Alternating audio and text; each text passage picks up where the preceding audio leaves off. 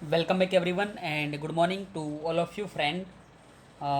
વિષય આજનો આપણો વાણિજ્ય વ્યવસ્થા અને જે કહેવાય કે વાણિજ્ય પત્ર વ્યવહાર અને સેક્રેટરિયલ પ્રેક્ટિસ એટલે કે એસપી વિષય અને ધોરણ 12 અને જેની અંદર આપણે લાસ્ટ લેક્ચરની વાત કરીએ તો જેમાં આપણે જે પ્રથમ વિભાગ એટલે કે જે સીસી કહેવાય વાણિજ્ય પત્ર વ્યવહાર આ પહેલા વિભાગની અંદર આપણે ત્રીજું ચેપ્ટર કમ્પ્લીટ કરેલું અને આજે આપણે અહીંયા બીજો વિભાગ એટલે કે જે એસપી સેક્રેટરિયલ પ્રેક્ટિસ કે જેનું ત્રીજું ચેપ્ટર ડિબેન્ચર વિશે અહીંયા ચર્ચા કરીશું. તો જે તમે તમારા બુક્સની અંદર પેજ નંબર 112 ઉપર જોઈ શકો, ચેપ્ટર નંબર 3 અને ચેપ્ટરનું નામ છે અહીંયા ડિબેન્ચર. તો મિત્રો સૌથી પહેલાં આની બ્લુ પ્રિન્ટ પ્રમાણે આપણે વાત કરીએ કે આ ચેપ્ટર કેટલા માર્ક્સનું પૂછાઈ શકે બોર્ડની પરીક્ષામાં અને સાથે સાથે આ ચેપ્ટરમાંથી જે સેક્શન વાઇઝ વેટેજ કેટલું હોઈ શકે. તો સૌથી પહેલાં હું તમને અહીંયા બતાવી દઉં કે કેટલા માર્ક્સનું આ ચેપ્ટર પૂછાઈ શકે અને સેક્શન વાઇઝ આનું વેટેજ શું હશે. તો મિત્રો આપણને ખબર છે કે એસપીની અંદર જે સેક્શન આપેલા A, B, C, D, E અને F, આમાંથી એ વિભાગની અંદર એમસીક્યુ એટલે કે એક એમસીક્યુ ચેપ્ટર 3માંથી પૂછાઈ શકે, જેનો સીધો મતલબ થાય કે 1 માર્ક્સ તો અહીંથી થયો તમારો. સેક્શન બી કે જે એક વાક્યમાં જવાબ આપો ત્યાં પણ એક પ્રશ્ન પૂછાઈ શકે એટલે કે 1 માર્ક્સ તમને વિભાગ બીમાંથી મળે. વિભાગ સીની મિત્રો આપણે વાત કરીએ તો વિભાગ સીમાંથી 2 પ્રશ્નો પૂછાઈ શકે 2 માર્ક્સના એટલે કે 4 માર્ક્સ તમને વિભાગ સીમાંથી મળે. જ્યારે વિભાગ ડી, ઈ અને એફ અહીંયા 1 પણ માર્ક્સનું પૂછવામાં આવતું નથી બ્લુ પ્રિન્ટ પ્રમાણે અને બોર્ડને એવું લાગે તો એ પૂછી પણ શકે ખરા. તો અહીં આપણે ટોટલ કરીએ તો 4 + 1 + 1 એટલે કે 6 માર્ક્સનું ચેપ્ટર 3માંથી પૂછાઈ શકે છે. તો મિત્રો આપણે ખાસ યાદ રાખીશું કે ચેપ્ટર નંબર જે 3નું section wise weightage A, B અને C માટે રહેશે 1, 1 અને 4 અને જે ટોટલ માર્ક્સ અહીંયા 6 થવામાં આવે. હવે આ ચેપ્ટરની અંદર આપણે શું શીખીશું તો ડિબેન્ચરની વ્યાખ્યા, ડિબેન્ચરના પ્રકારો અને જેની પ્રકારોની વાત કરીએ તો ગીરો, સંપૂર્ણ રૂપાંતરક્ષમ, અંશતઃ રૂપાંતરક્ષમ અને બિન રૂપાંતરણક્ષમ ડિબેન્ચર પૂછાઈ શકે.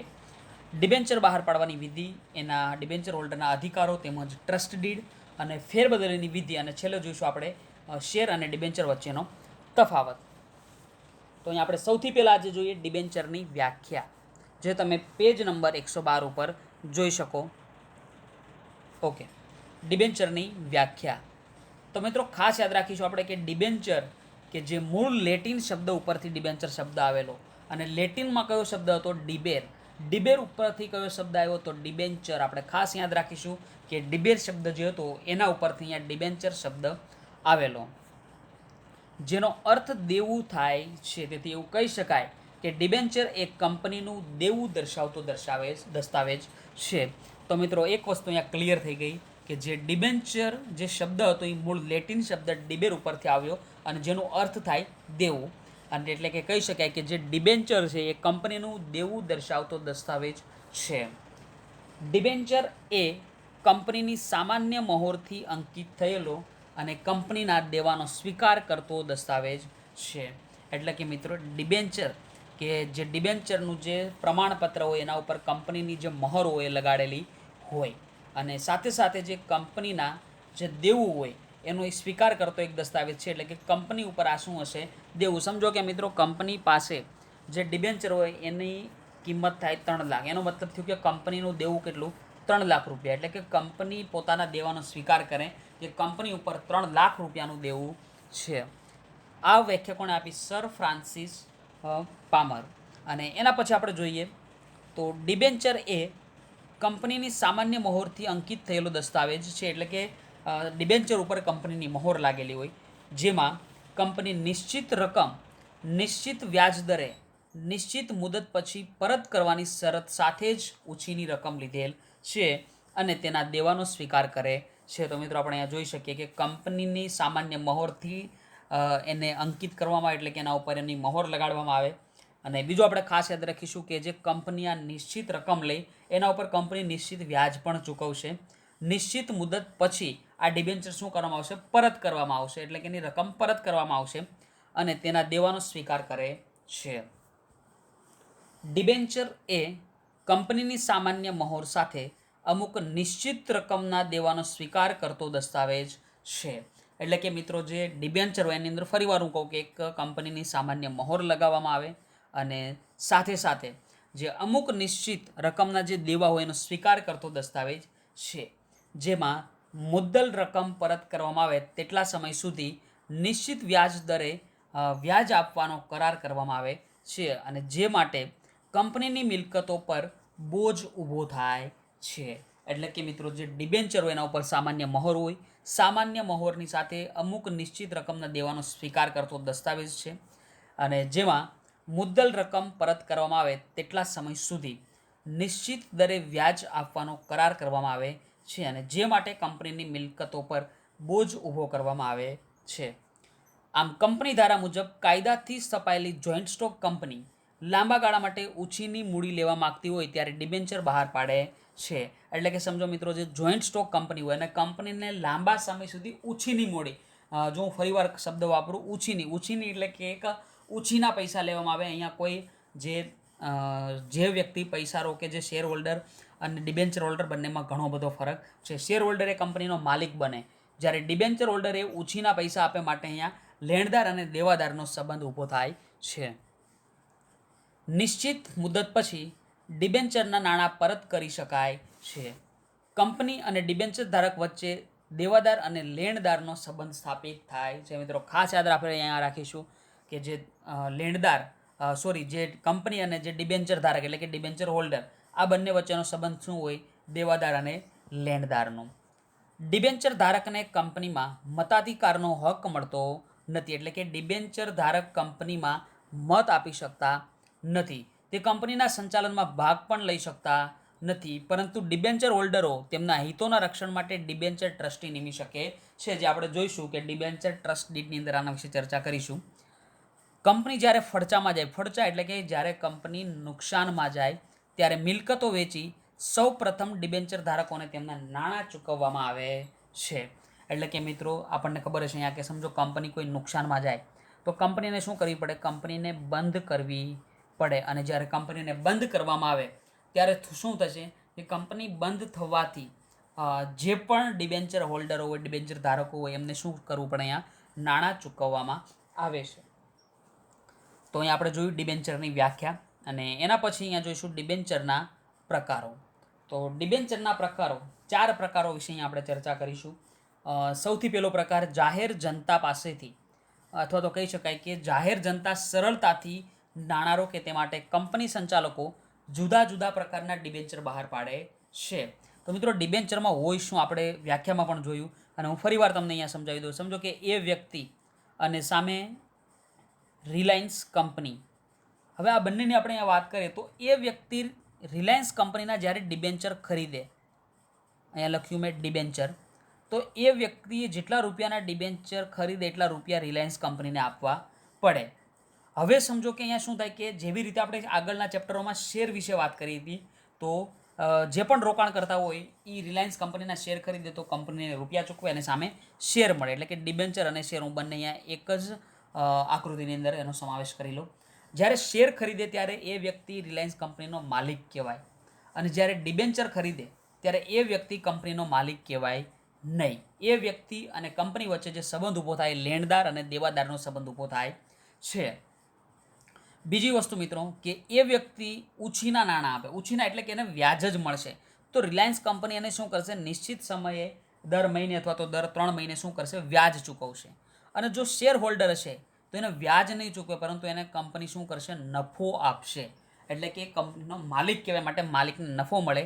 જ્યારે જે રોકાણ કરતા હોય એટલે કે ડિબેન્ચર કે જેને વ્યાજ ચૂકવવામાં આવે. તો અહીં આપણે જોઈએ ડિબેન્ચરના પ્રકારો, 4 પ્રકારો. ગીરો ડિબેન્ચર, સંપૂર્ણ રૂપાંતરણક્ષમ ડિબેન્ચર, અંશતઃ રૂપાંતરણક્ષમ ડિબેન્ચર અને બિન રૂપાંતરણક્ષમ ડિબેન્ચર. એમાં આપણે સૌથી પહેલાં જોઈએ અહીંયા ગીરો ડિબેન્ચર. મિત્રો ગીરો એટલે કે સમજો તમે કોઈ વ્યક્તિ પાસે અથવા તો બેંક પાસે સમજો કે તમે લોન લેવા જાઓ અને લોન તમે સમજો કે મકાન ઉપર લ્યો છો, હોમ લોન, તો તમારે મકાનના જે દસ્તાવેજ હોય ક્યાં તમારે એને ગીરો મૂકવા પડે? બેંક પાસે. તો ગીરોમાં મારે ખ્યાલથી તમને ખબર પડતી હશે કે ગીરો એટલે શું થાય કે તમે જો લોન લેવા જાઓ તો તમારે ત્યાં ડોક્યુમેન્ટ જમા કરાવવા પડે. આ પ્રકારના ડિબેન્ચર બહાર પાડતા કંપની મિલકતો ગીરો મૂકી સ્થિર કે અસ્થિર બોજ ઊભો કરે છે. એટલે કે મિત્રો જે ડિબેન્ચર હોય આ ડિબેન્ચર બહાર પાડે ત્યારે કંપની શું કરે, પોતાની મિલકત હોય એ સ્થિર મૂડી હોય કે અસ્થિર મૂડી એના ઉપર બોજ ઊભો કરે છે. આ મિલકતો સંદર્ભે કોઈ પણ નિર્ણય લેતા પહેલા કંપનીએ ડિબેન્ચર હોલ્ડરના ટ્રસ્ટીઓની મંજૂરી મેળવવી પડે અને કંપનીનું જ્યારે વિસર્જન થાય ત્યારે આવા ડિબેન્ચર હોલ્ડર્સનો મિલકતો પર પ્રથમ હક હોય છે. તો મિત્રો આપણે અહીંયા જોયું કે સમજો એ વ્યક્તિ, એ જેવા ઘણા બધા ડિબેન્ચર હોલ્ડર છે, માત્ર એ નહીં, એ જેવા હજારો ડિબેન્ચર છે. આ બધા ડિબેન્ચરો શું કરે, ડિબેન્ચર હોલ્ડરો રિલાયન્સ કંપનીના ડિબેન્ચર ખરીદે અને અહીંયા ડિબેન્ચરનો પ્રકાર સમજો કે ગીરો ડિબેન્ચર છે. તો અહીંયા શું થશે કે એ વ્યક્તિ જે ડિબેન્ચર ખરીદે આ ગીરો ડિબેન્ચર છે, તો રિલાયન્સ કંપની જે પોતાની સ્થિર મિલકત હોય કે અસ્થિર મિલકત એના ઉપર શું કરે, બોજ એટલે કે એ શું કરશે, અહીંયા ગીરો મૂકશે અને આ મિલકત ઉપર જ્યારે કોઈ પણ નિર્ણય લેવામાં આવે તો એ નિર્ણય પહેલાં ડિબેન્ચર હોલ્ડરના જે ટ્રસ્ટી હશે એની મંજૂરી મેળવવી પડે. એના પછી આગળ બીજો પ્રકાર જોઈએ તો સંપૂર્ણ રૂપાંતરક્ષમ ડિબેન્ચર. તો આના વિશે મિત્રો આપણે જોઈએ તો ડિબેન્ચર હોલ્ડર સાથે નક્કી થયેલા કરાર મુજબ નિશ્ચિત સમય મર્યાદાને અંતે જે તે ડિબેન્ચરનું ઇક્વિટી શેરમાં શું કરવામાં આવે, રૂપાંતર. તો આપણે જોયું કે જે શેર હોય, શેર જ્યારે કોઈ વ્યક્તિ દ્વારા શેર ખરીદવામાં આવે તો ત્યાં માલિકીનો સંબંધ ઊભો થાય. જ્યારે ડિબેન્ચર ખરીદવામાં આવે તો લેણદાર અને દેવાદારનો. તો અહીંયા તમે જોઈ શકો કે જે સંપૂર્ણ રૂપાંતરક્ષમ ડિબેન્ચર હશે ત્યાં શું થશે કે જે અમુક સમય મર્યાદા નક્કી કરી હોય એ સમય મર્યાદા પૂરી થતાં જે ડિબેન્ચર હોય એનું શેમાં રૂપાંતર થાય, તો ઇક્વિટી શેરમાં રૂપાંતર થાય. કંપની આ અગાઉ ડિબેન્ચર ધારકોને 2 વિકલ્પો આપે છે, જેમાં ડિબેન્ચરના નાણાં પરત લેવાશે કે તેટલી રકમના ઇક્વિટી શેર લેવા છે. એટલે કે મિત્રો સમજો કે એ વ્યક્તિના ડિબેન્ચર કોઈ પણ કંપનીમાં હોય, સમજો કે 1 લાખ રૂપિયાના ડિબેન્ચર છે અહીંયા. હવે એને કંપની ઓપ્શન આપશે કે આ ડિબેન્ચરના જે 1 લાખ રૂપિયા છે એ તમારે નાણાં પરત લેવા છે અને બીજો ઓપ્શન અહીંયા કંપની એવો આપશે કે જો તમારે નાણાં પરત ના લેવા હોય તો 1 લાખ રૂપિયાના તમને શું આપવામાં આવશે, ઇક્વિટી શેર આપવામાં આવશે. જો ડિબેન્ચર ધારક ફૂલ્લી કન્વર્ટેબલ ડિબેન્ચર એટલે કે સંપૂર્ણ રૂપાંતરક્ષમ ડિબેન્ચર સ્વીકારે તો ડિબેન્ચર ધારક તરીકેના હક્કો કંપની લેણદાર તરીકે સમાપન થાય છે અને ઇક્વિટી શેર ધારક તરીકેના હક્કો એટલે કે માલિકી હક શું થાય ને પ્રાપ્ત થાય છે. તો મિત્રો આપણે જોયું કે ડિબેન્ચરમાં એ લેણદાર અને દેવાદારનો સંબંધ હોય જે પૂરો થઈ જાય અને હવે કયો સંબંધ લાગશે, એને માલિકી પ્રાપ્ત થાય છે. એના પછી બીજું જોઈએ તો અંશતઃ રૂપાંતરક્ષમ ડિબેન્ચર. અહીં ડિબેન્ચરના 2 ભાગ પાડી દેવામાં આવે છે, જેમાં ડિબેન્ચરનો એક ભાગ સંપૂર્ણ રૂપાંતરિત હોય છે અને બીજો ભાગ બિન રૂપાંતરિત હોય છે. એટલે કે અહીં રૂપાંતરિત ભાગ સામે ઇક્વિટી શેર અને બિન રૂપાંતરિત ભાગ એનું શું કરવામાં આવે, એના નાણાં પરત કરવામાં આવે. સમજો કે 1 લાખ રૂપિયાના ડિબેન્ચર છે, સંપૂર્ણ અને અંશતમાં સમજો કે 40,000 અને 60નો પણ ભાગ પડે, 50નો પણ ભાગ પડી શકે, 30 અને 70નો પણ ભાગ પડી શકે. એટલે કે 40,000ના એને સમજો કે ઇક્વિટી શેર આપવામાં આવે તો બાકીના 60,000ના શું કરવામાં આવે, એને નાણાં શું કરવામાં આવશે, પરત કરવામાં આવશે. અને છેલ્લે આપણે અહીંયા જોઈશું બિન રૂપાંતરક્ષમ ડિબેન્ચર. એટલે કે અહીંયા કોઈ ઇક્વિટી શેરમાં રૂપાંતર થઈ શકતું નથી કારણ કે આવી કોઈ જોગવાઈ હોતી નથી અને કંપની ડિબેન્ચરની મુદત પૂરી થતાં આ નાણાં શું કરે, પરત કરે છે.